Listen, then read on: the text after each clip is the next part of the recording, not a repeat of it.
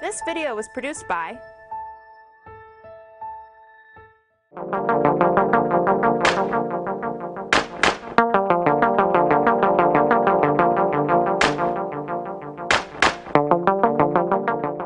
So I'm David Ehrenpreis. I'm the Director of Institute for Visual Studies, and once a month we have these colloquia. And the idea is to give a faculty member the chance to talk about what they're currently working on, or sometimes it's guests.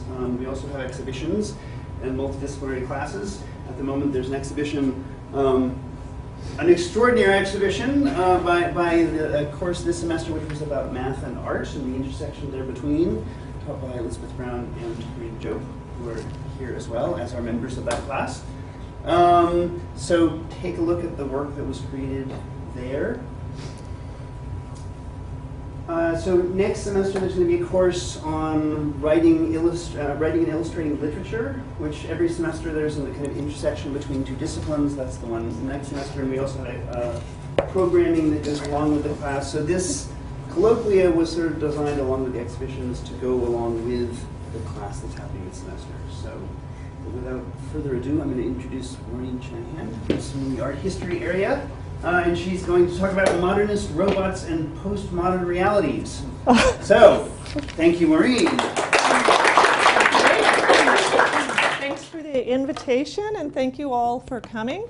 Thanks to Sierra Shakur for doing this beautiful poster. Okay, so I have a lot of slides here, and I'm just going to run through a lot of discussion. Those of you who are in my robots class will recognize some of this material, and in fact, many from that class contributed to the material. So what does the future look like according to the computer scientists, roboticists, bio engineers, and so forth? There's a lot of different ideas. One of the most compelling ideas is this notion of the singularity that some of my students and some of the grad students are very intrigued by, which relates to Kurzweil's concept of the intelligent machine. The notion that that we are creating intelligent machines that will in fact equal and exceed human intellect in terms of thought and reason and rationality. And so this concept is known as the singularity. Along with Kurzweil, Hans Moravec at Carnegie Mellon has also promoted this idea as a kind of notion of downloading one's mind, that this is going to be a possibility within our lifetime, assuming we're more or less going to be around for another 50 years, which may be true for more of you than anyways. But and so many of them see this as a possibility for extended longevity. They call it transcendent mind, or even a notion of potentially living for eternity. But he also claims that the future robots will eventually, yes? No, I'm sorry, I was trying to ask earlier. So do they have the same definition of intelligence? Like they're using this term like we know what it means. It's a very good question. I do not know exactly how they're defining intelligence, but I think that it's, I mean, we have intelligence that's embodied, that's based on our sensory experience, right? And so they're talking about downloading the brain, or our thoughts, our, potentially our conscious memory. But there's a lot of questions that I have about that I really don't know, because I'm not a specialist in that field per se. I haven't really read closely their literature. So I don't know, for example, if they mean things like, what happens to the how does the unconscious figure in this? I mean, a lot of our ideas are already socially inscripted upon us, as we know, say, from the thinking of Foucault and others. So how does that figure in their notion of thought? Certainly it would be a high-speed kind of data processing, but that can generate new ideas in some way. So there's a generative aspect. There has to be, I'm sure, yeah. But I don't know exactly how that... there is a common definition in that world. You can argue with the definition, but when Kurzweil and Moravec are talking, Yeah. they're arguing about the same thing. Yes, yeah, these people are all on the same page. Yeah, so there is a discussion that there are going to be these intelligent robots that will not only exceed human thought, but potentially be in a position to be thinking about X or Y for us. So what those huge major decisions are is still to be determined. Like, could they be managing the stock market? Could they be making military decisions? What kind of decisions? Could they be making health choices or medical decisions for us? Those kinds of questions arise. If we turn off, I don't know if the lights can be, just to get a clearer picture of some of these. And there are other researchers who are developing what we might consider to be a sort of uncanny duality. If there's the singularity, then there's also this kind of uncanny notion of replicating yourself in a robot or android that is your likeness and that can be invested potentially in the future, hybridized with this notion of the singularity, with downloading your thoughts. And you can also imagine what the implications are of a female Geminoid, better than your girlfriend. I won't go to that right yet.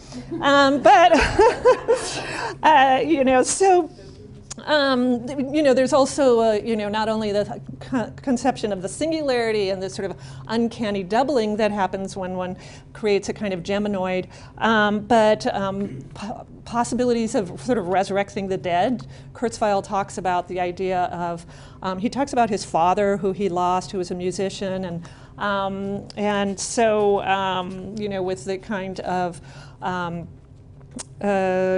genetic research combined with some of these new ideas that seems like a not inconceivable possibility. But what is also very seriously discussed is the reproducibility of human organs and body parts, and this is something that is really fairly imminent. And there is a discussion of a potential shift from protein-based life form to silicon-based life form. So this Wired magazine, it's kind of the fun magazine for people in the scientists and technology, had this great review of the reproducibility of body parts. But this kind of research is being done, for example, at Cornell. Yes, this can be done with 3D printing. I'm looking at Sean's expression. Oh my. Yes, and so parts like kidneys are also, they're researching. This was brought to my attention by a student in the robots class. So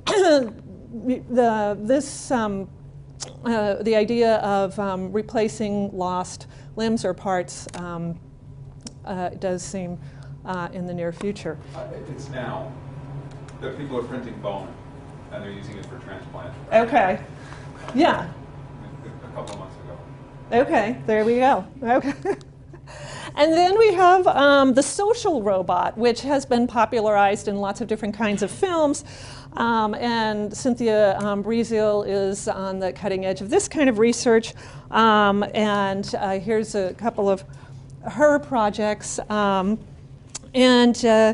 So if you think of, say, iRobot, or more akin to the notion of the social robot, I would say there's a film called Robot and Frank, which came out last year.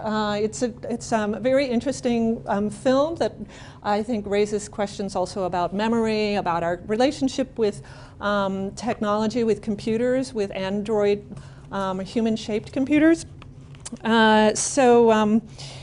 So there's all sorts of really interesting possibilities out there. And there's also a debate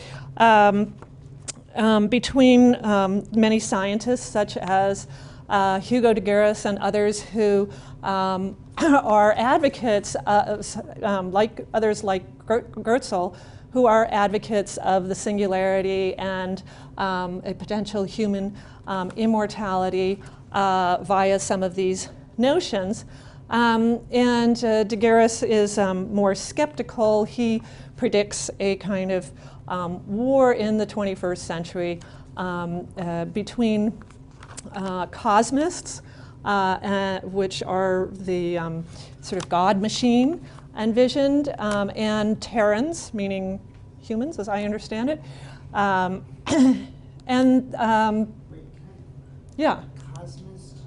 Okay, I'll turn to Bob Colbart to correct me if I'm wrong. But as I understand it, again, I'm not a specialist in this, but this Cosmos Manifesto, for example, the argument is the idea of transforming or transcending the human body, as some of the others have written about, such that through various technologies, nanotechnologies within our bodies, and this conception of the singularity, downloading our intelligence or uploading our minds, so that we're no longer what we understand as the human or the self, so that there's something else. I see Bob nodding, so I think generally kind of. I haven't waded into this particular. Okay. You're not a cosmist? You're looking like a cosmist. So there's that kind of prediction. And this scientist, Joseph Weizenbaum, he predicted, he was on the cutting edge of research for a computer program that simulated a conversation between this psychotherapist and its patient. And he was very disturbed by the investment that he saw humans making into this program and the questions that they sought to ask it. However, this is exactly what we do now. You know, there's a common, I think, you know, say people who suffer from depression, there's stories of, you know, they were typing in, why am I so sad? And looking for an answer on the internet. So, exactly, well, and children too. And so, you know, it does provoke a whole set of questions about what is the nature of communication going to be? What is the nature of human communication currently? How do we conceptualize each other? And so forth. So, as Bob corrected me, we do have some of the examples that I just showed you as future or actually present. But one debate about the present has been sort of configured between Paul Virilio, the French filmmaker and intellectual who writes on a variety of topics, including critiques of the Australian, now United Kingdom-based artist Stellark, who does really interesting work. And if you look at Stellark's talk at the University of Warwick, the first 10 minutes or so gives you a summary of the kinds of technologies and futuristic possibilities that have informed his work and have interested him and that are under research right now. And so he really argues that we're in a period, or he sees this period of transformation of the human body, which is an idea that has been very interesting to disabled persons. There's also, as you can imagine, people who are veterans. But Virilio sees this line of thought as a kind of as a form of eugenics and as also a form of displacing the human and prioritizing or turning the machine into the primary species and the human as a secondary species, which in turn kind of raises questions about how we structure dominance currently among the species. Maybe as the secondary species, we will have more sympathy for animals. and become more vegetarian. So the present is also informed by a kind of consumerist attitude toward robots, and some of which are rather uncanny, like the Furby, and others which are useful. Oh, my extra slide didn't come in. I had another image of the Google glasses that shows how more clearly how it's used, but you can see that these are some of the sort of ideas now that are focused toward consumerism, not just the consumption in this case of purchasing the glasses themselves, but the glasses are, like the internet often is for us, a vehicle to make more, to purchase more, where we in fact are become perhaps more preoccupied with being consumers than, say, citizens or empathic beings. And then there's the category, in addition to sort of consumerism, there's the potential medical advances, such as the exoskeleton, which is an idea that has informed the work of Stellark, for example. But this one, obviously, these are the kinds of research projects that are possible through military funding. And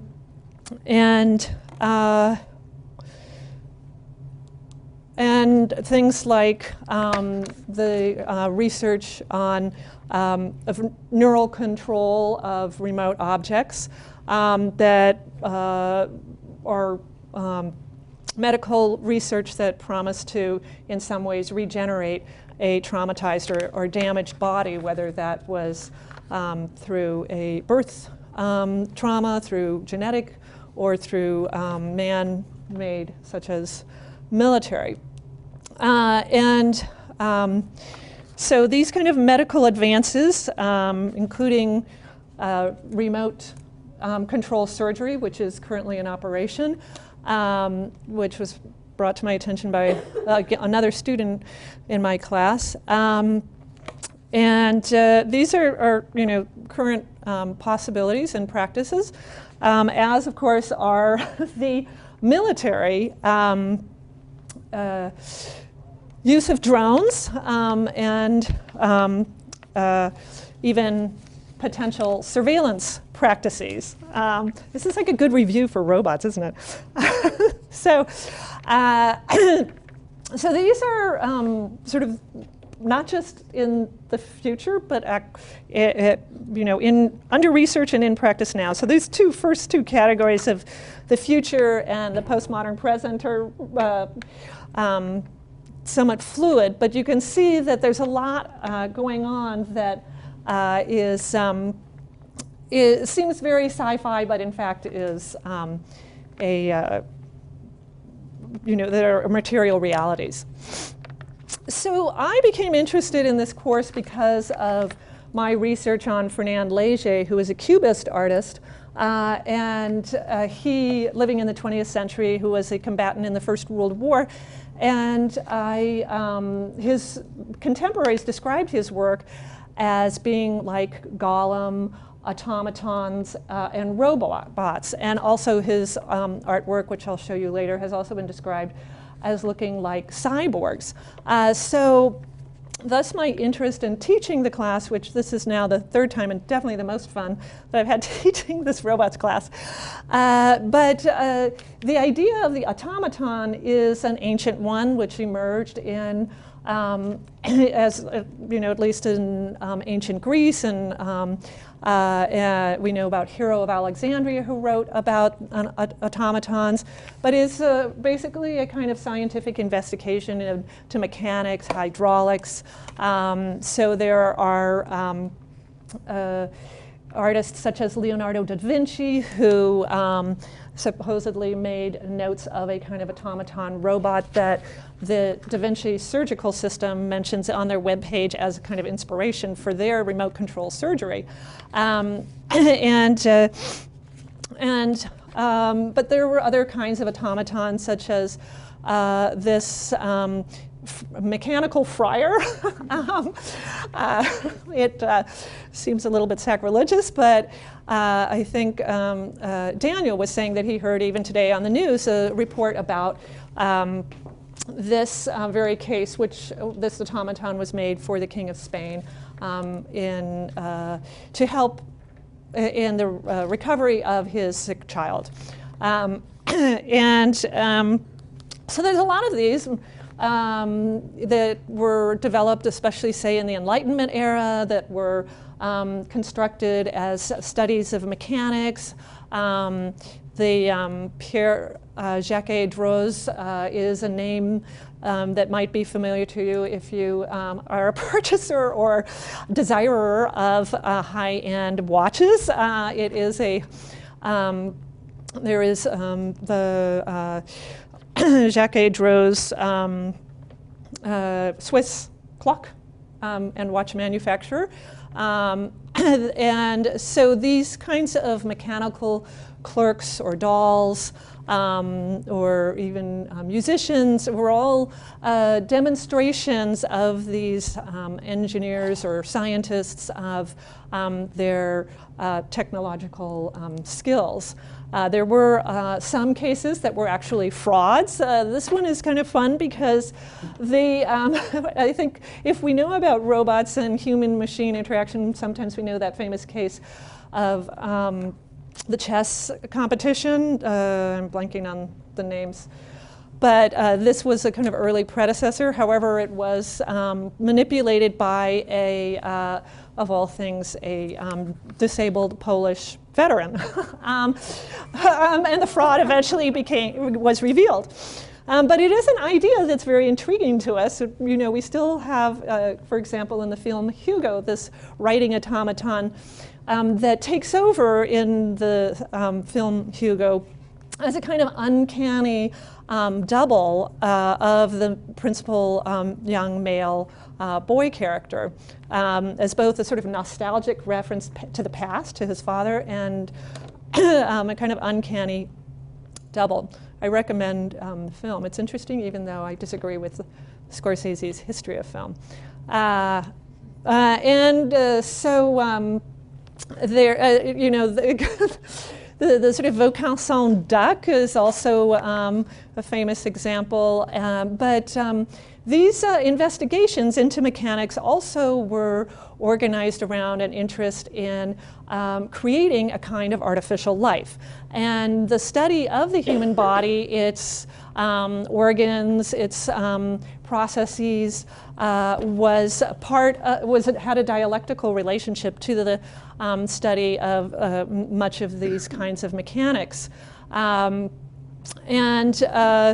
So the study of dissection and the formation of these kind of preservation of the cadaver of the dissected body also produces what Freud called the uncanny, or what Yulia Kristeva refers to as abjection, because we have a kind of grotesque double that reminds us of mortality and death. And even in the futuristic possibility of a kind of God-machine era or our extended longevity, we surely will have pets, friends, or comrades, even in our same city or nation, that will pass before us.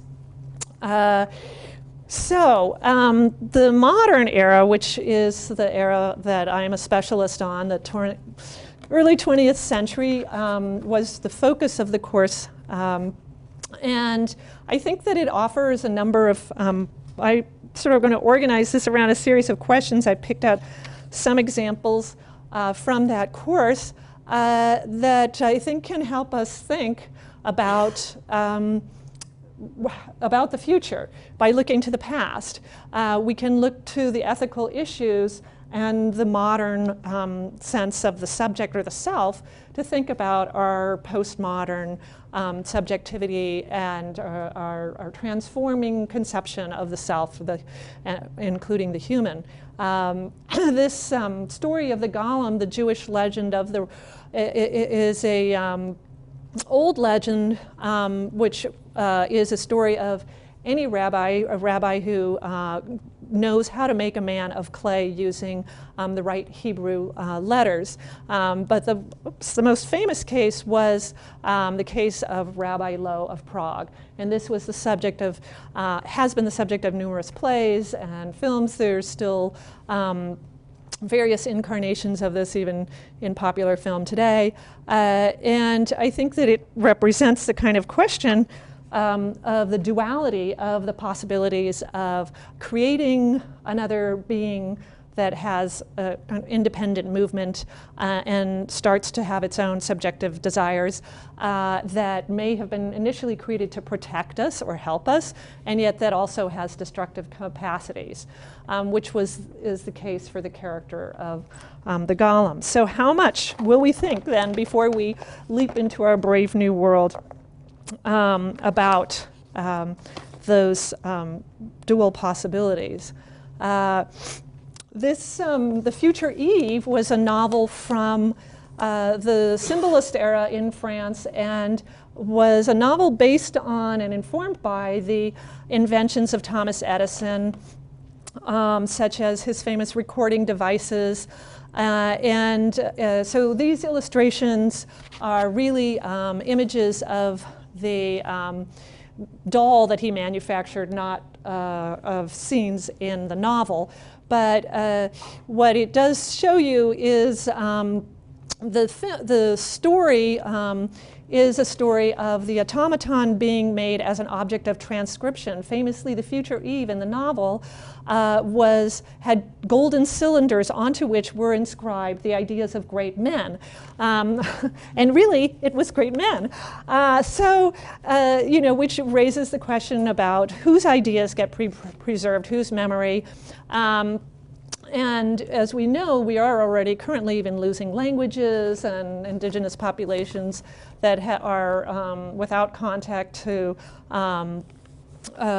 civilized or urbanized, industrialized, post-industrial communities. Those kinds of peoples are rapidly pretty much almost extinct. And so whose histories, whose memories are being recorded, whose speech, those are all important questions that go to our social hierarchies, our colonial histories, our gender histories. Then there's also what happens to creativity and original thought as we are objects of inscription, social and cultural inscription. How creative really are we? And this is a question that the robot in iRobot asks Will Smith. It's a great scene, and a great moment in that film. This was a play that for which George Grosz, the German expressionist artist, created these designs, but they were never actually produced for the play. But they represent the bourgeois shoe factory owner and his wife as a composite of various kinds of domestic housewares, and their speech is entirely full of cliches, advertising slogans, and how much do we rely on that already, right? So how creative really are we? What does it mean then to be creative?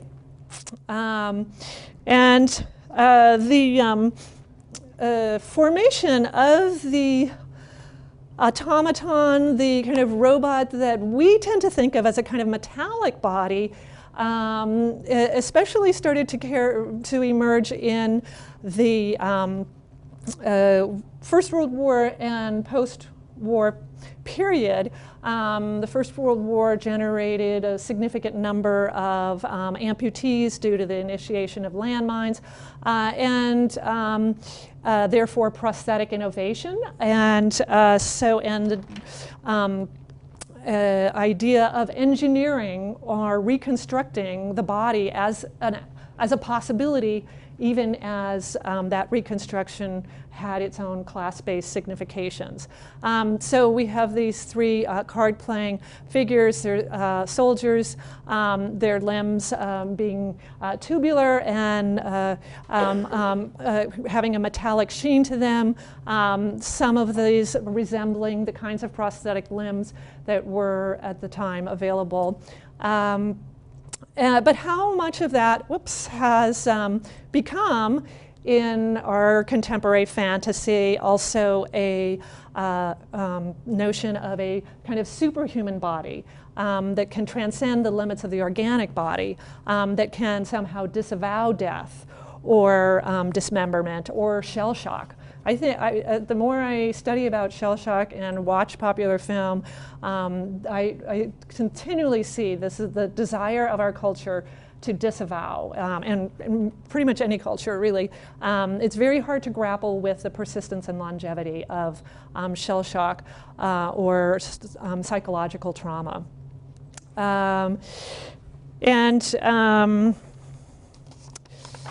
Let's see, yeah, so this was the sort of German Dadaist response, kind of more cynical than Léger's response about the possibility of reconstructing and the empty-headedness of the cliched speech of the post-war citizen in Germany.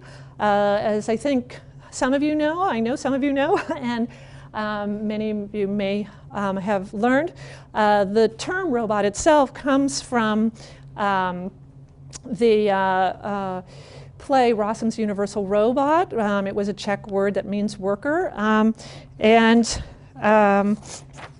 That story of a kind of mass-produced worker originally describes the body of the worker as a organic body, but by the mid-20s we see these metallic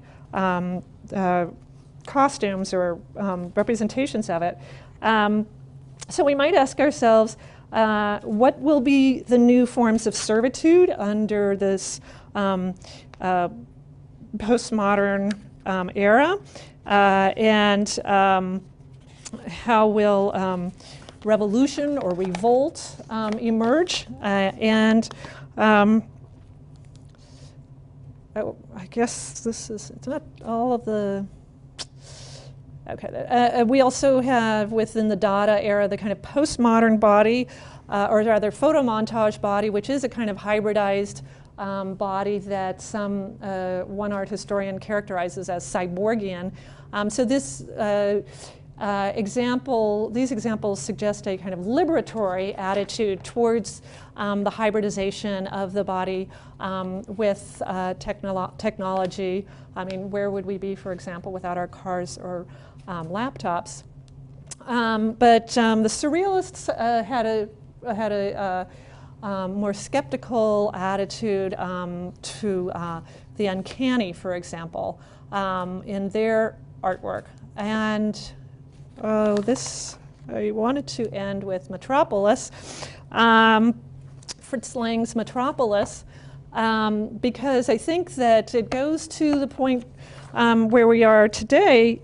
This is a film that has informed numerous contemporary films, postmodern films such as Blade Runner or the anime film Metropolis, both in terms of the cityscape and the evil robot Maria who foments rebellion among the oppressed workers in the city. This is what I thought would be a good closing image, and my questions didn't stay up there, but I think the ways, what I'm using these two images to suggest is that I think the modern era can help inform our postmodern selves and our potential futures in terms of how we think of embodiment. I like the title of the show, Get Me Bodied. And of course she's quoting the Metropolis robot. And also how we conceptualize the city as a paradigm of a collective body or a kind of social group. And what can the modernist experience then teach us about collective living in a pluralist social order with its competing hierarchies? And what can past eras of anarchist bombings, communist revolutions, and totalitarian oppressions teach us about our future social orders? What is the future of democracy? And this, I would point to a sort of poignant example on the heels of the Boston bombing. There was a discussion on NPR, which always has great discussions, just this morning about should there be now more surveillance in the cities to protect us from potential bombers, or can we as citizens come together, which in the Boston bombing case has happened to some degree, where people have volunteered their video and photographs of the site, or so it is a kind of dilemma. Should we have a kind of governmental system where we can kind of retrieve all that information rapidly without permission, sort of assuming a loss of privacy and autonomy, or are there kinds of new sort of potential crowdsourcing, if you will, that our collective body can imagine to preserve our well-being? I'll leave it there. Thank you very much. Any questions? Pictures you really liked, wanted to talk about more? So, Maureen, this was fascinating, and gives me an entirely different perspective to look at this. There's that old saying that the road to hell is paved with good intentions. Yeah. And in Japan, they're perhaps are the foremost in terms of robotics and medical and health applications. And it's driven in large part because their population is decreasing. Aging, yeah. Their population pyramid's almost inverted, and there aren't going to be people available to take care of the elderly. Yeah. And there's a high value to proper care of the elderly in that culture. And so there's been a big push. I had sort of thought you might talk more about the evolution of the aesthetic of the robot from modern into postmodern times. Theirs is a very utilitarian bit, but it's happening. There doesn't appear to be anything that's going to reverse the trend, and they will explore new regions just because they have to. Yeah. Otherwise, there's a cultural imperative to do it. And I don't know that they'll have the opportunity to really have a discussion because they have no other choice that's clear to them. Yeah. Perhaps they have that it's not clear to them, but. Right. I mean, I suppose they could have brought in impoverished quasi-slave labor from wherever, I mean, they could, I mean, we have, people who are... Japanese cultural idiom that would be lower than robots. In terms of they have a certain sense of cultural purity that I think that they would be unlikely to import North Koreans or Filipinos or whoever it is that would be able to come in and kind of work their way up as many other countries have done. Right, yeah. The sort of construction happening in Dubai par excellence. But I think also there's a different, the idea of creativity and innovation as a sort of usurpation of the powers of God has a less prohibitive, as I understand it, blasphemous power in a non-monotheistic, non-Christian context, so that I think, if I were investigating this more fully, that would be one possible line of inquiry, I think, that might account as well for the ease in which that research line has gone. To oversimplify it, my sense is that they're not going to you showed us many images that were very much human-like. I don't get the sense that that's what the Japanese are doing. They're not, to put too fine a point, they're not putting a face on it. And most of what you showed us put a face on it. And Asimo is kind of humanoid, but he's short, and that's kind of what the... Furby, yeah. I mean, Vacuum cleaner, there was the sense in which you and the images were fascinating, but they Yeah. all had. Yeah, I don't there know. was I mean, that it's a good human-like question. Yeah. bit where much of what's going on robotically doesn't have a face. Yeah. Yeah. That makes a difference. Yeah, Bill. I loved it. Thank you.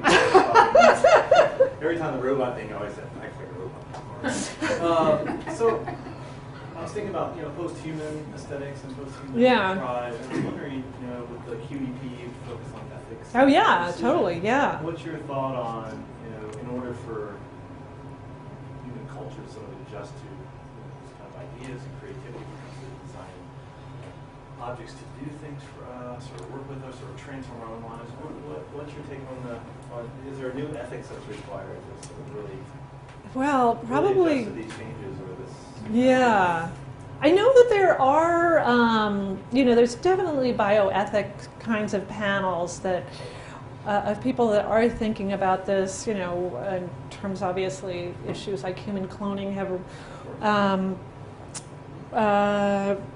raised these kind of ethical panels. I know that there are groups of the scientists and ethicists who are kind of addressing these issues. I haven't really studied what their discussions are, but I imagine that it would be a lot of the kinds of questions that have provoked debate and question in the past, and that are continuing to trouble us in terms of everything from the ethical use of animals, informed consent, which I think, it's a fairly new phenomenon, right? It's a post-World War II, post-Holocaust, but kind of phenomenon, and but also issue that emerged. I think if you know about the sort of Hilo story, Henrietta Lack's story, that case. And that great book that I don't remember her name wrote about specifically is very much a question about informed consent. And so there are a lot of ethical issues that, that we need to be thinking about. But, Corinne, did you have a there's so many things. I'm thinking about like the slogans and Google Glasses, and then I think it was a gross drawing you had of the images of the slogans. I just think, but it's either the New Wired magazine or Discover has a thing called The Robots Are Coming, and it's talking about how people are going to lose their jobs and the robots really are taking over. It's coming soon, and then like at some point there will be a shift where we own the robots and lease them out. So it's like this utopian thing after a big crisis, where then it's all resolved. But when I think about something like this, where it's like that right, I mean, is like the corporate powers that be, it's like that trust level isn't there. Like I like the utopian part, but the trust level of like who's gonna be in charge of all this. Is scary. Yeah, exactly. Yeah, I mean, are we so sort of absorbed and transfixed by the latest spiffy technology as consumers that we neglect our duties as citizens to be critical and aware and informed.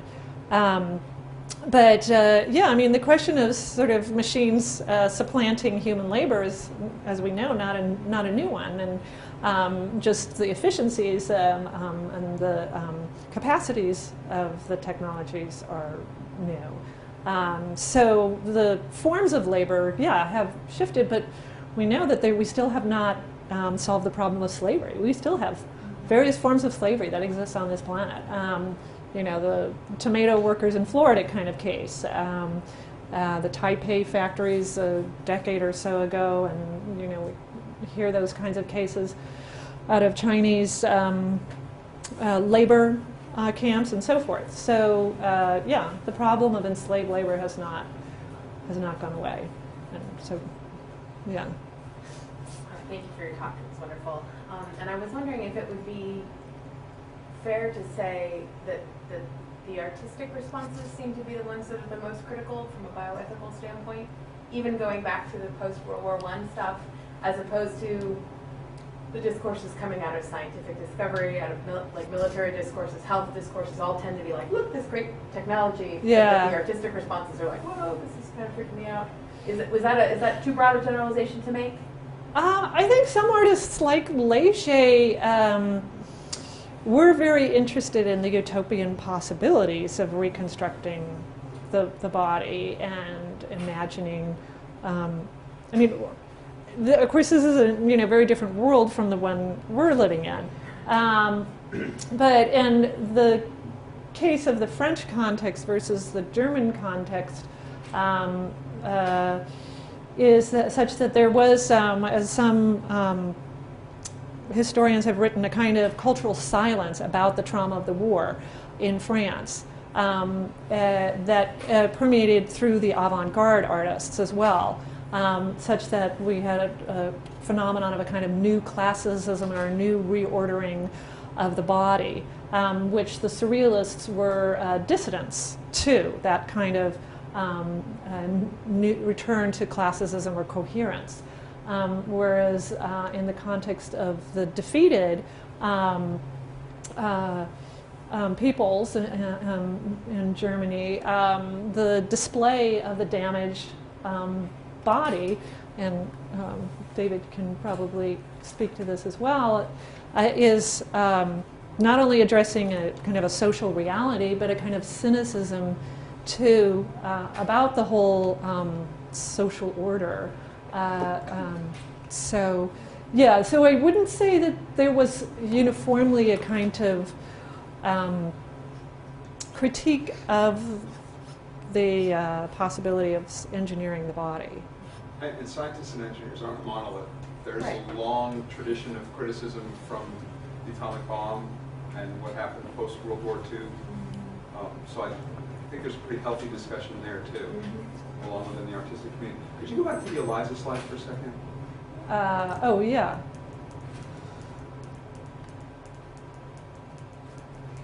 There's a film called Plug and Pray that I watched that I learned about Weizenbaum.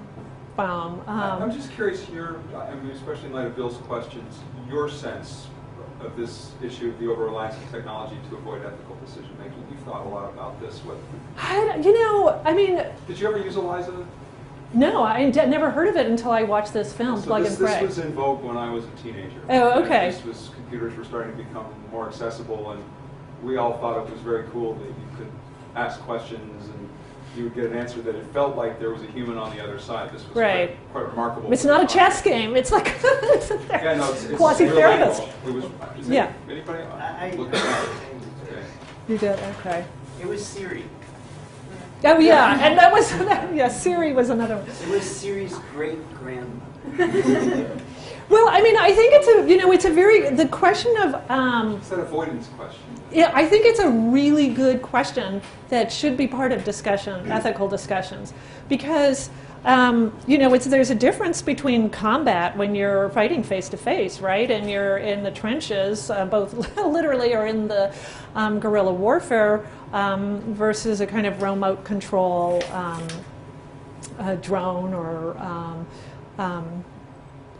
bomb explosion or so forth. Your enemy is not intimate. One of the things that art history has taught me is about some of the great art historical monuments, such as the Hellenistic sculptures of the Celts and so forth. The Pergamum, are a very much of an awareness of the enemy's subjectivity and the kind of honorable combat. So there's something really interesting about the fact that drones in Pakistan are the number one issue in terms of politics and are hugely problematic, a massive source of quite rightly anti-American sentiment. And here we have no clue. Right. We have no clue that we don't really hear it's happening. When it does happen, we don't see it. We don't see the people that are killed. it happens magically, and you hear about drones. And the thing that was really, really disturbing was I went to Verizon with a friend the other day, and you can buy a drone. Yeah. You can buy a drone for $299, and it has a camera, and you can, steer your drone to look in someone else's window Yeah. and photograph what it sees inside that window. And anyone in this room can go out and buy that today. Mm-hmm. And so that notion of surveillance and remote access. There is a flip side of that, David, though. I've had a son under arms in the Middle East, and quite frankly, I would be happier having him here at home with his hand on remote control than in Afghanistan or in Pakistan under arms. Yeah. But I think that her point is that monuments are all about that kind of recognition of sacrifice and death. And when you see a George Groves painting, it's all about the fact that the body has been mutilated through conflict. And you get to walk down the street and walk by people who have been mutilated, and you see it on their physical being. When you don't even know they exist, it completely dehumanizes, transforms human relations. And I don't know how, but I can't see that as a good thing. Well, one of the first Iraq War, in response to that, Paul Virilio, was it Baudrillard? Baudrillard wrote the, he talked about the sort of experience of that war as entirely through simulacra, so through the, I'm forgetting the name of the book, the Trojan War, I forgot the title now. But at any rate, the idea was that we, especially in the US context, were disengaged from the immediacy of the war experience because of the way we had this highly mediated experience of it. And I mean, that's been a criticism of the Iraq, the US, the public's response to the second Iraq War, and even just to our military engagements in the past, 20 years. We often are completely unaware. We go about our daily life. It doesn't impact us immediately. We don't have to change how we live. We're not standing in bread lines or, et cetera. So we can be disengaged. I mean, so there is a level of detachment because we're not collectively pursuing this. Yeah, Jennifer. Is there a feeling within the community or within the literature of kind of running to standstill as opposed to moving forward? Because it seems like we invent all this technology and then we wind up with a whole host of problems that are products of this technology. Yeah. And so then we invent new technology to counteract these problems that have been generated from our old technology or our old, changes in culture, and it just keeps going. Yeah. It's not, we think about it as advancement, we're advancing so much, and yet, we're talking about war, we are still fighting all of these wars. Right. People are still dying, we still have huge problems with poverty in this country, and the life expectancy, I don't know, I read this a while ago, but that life expectancy is actually going down in this country because of our diet and the things that we're doing to ourselves and the environmental problems that are affecting our health. So is that addressed at all, or is it kind of just forward movement? Well, I mean, I think you've just sort of posited a kind of, the postmodern critique of enlightenment and progress, and that has been discussed by, as you know, thinkers, philosophers like Jameson and Lyotard. And so yeah, I mean, it is a kind of Sisyphean task, I suppose, this desire for some utopian, transcendent body or life. But the inequality, I mean, one question that I have is, are the inequalities growing, widening? compared to what measure point, I'm not sure, but we know that many of us will experience our longevity. People are living longer than they ever have in the past, than compared to 100 years ago. But that is in the rich nations, and that's not everybody in the rich nations, as you point out. I mean, there was a recent story about 2 different zip codes in Florida where the age, longevity is something like, 10 or something years apart, and that you can find that in lots of different wealthy capitals. Some artists that I met in Stockholm were making the same observation in that context as well. Did you? Yeah. So yeah, the inequalities are still with us. I had a question about it seems to me that science fiction, one of the things I find very interesting in this talk is that the line between reality and science fiction is getting more and more porous. Yeah. And one of the things that I wonder about is, on the one hand, you have these archetypes like the automaton, which you can trace through pretty much human history, and it seems to go. Yeah. Metropolis turns into Beyonce, but also goes back to 18th century robots,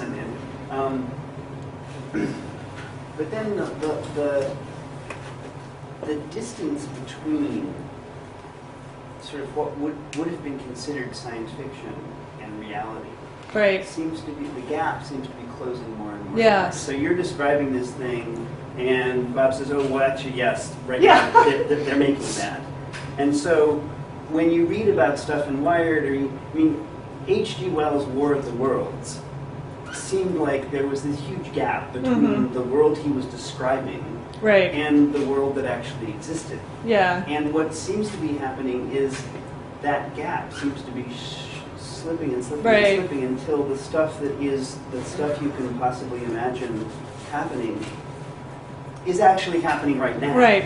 And so I'm wondering about that gap between the world of robots and imagined and the way life simply is. Right. Yeah. No, we should come to more consciousness about our fantasies and our desires.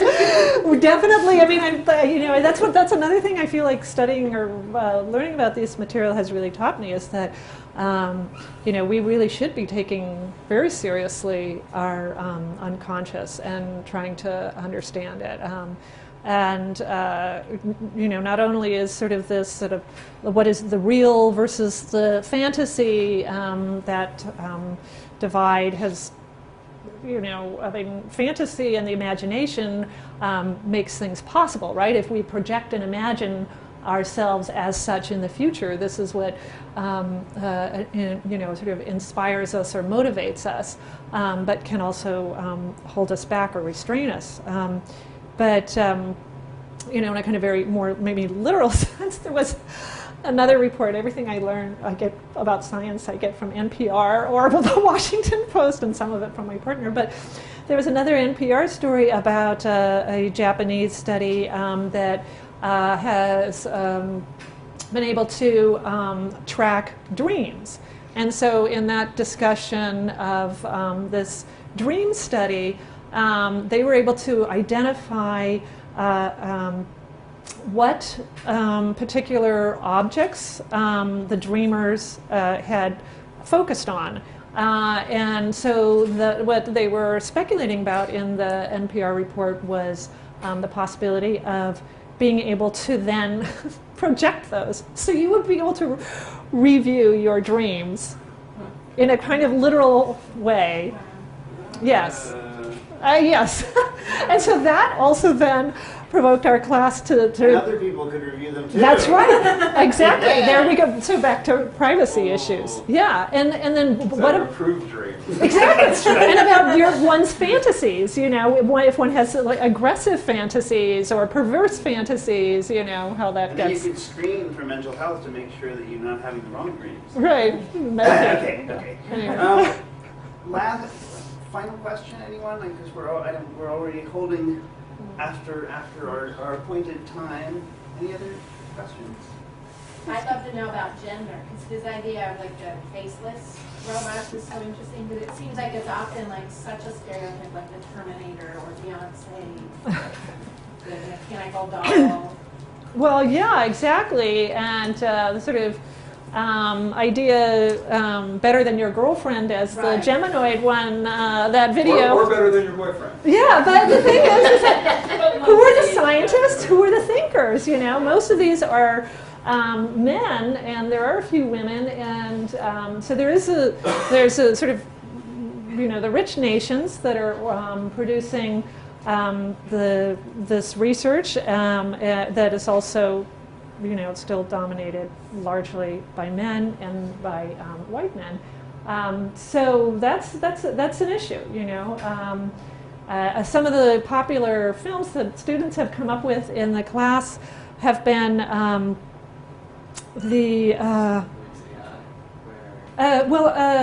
trying to think. There's some other ones where the female is mass-produced.